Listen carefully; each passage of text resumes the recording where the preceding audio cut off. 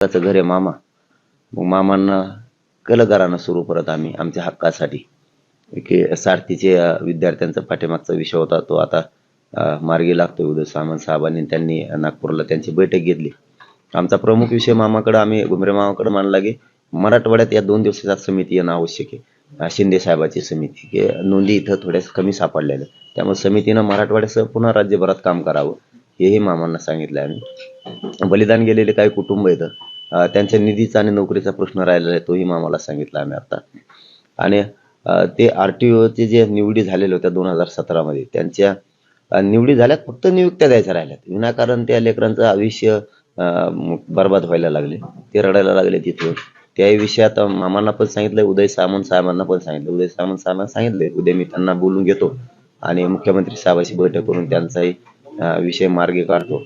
असे आम्ही आरक्षणाच्या विषयात आमची चर्चा झालेली.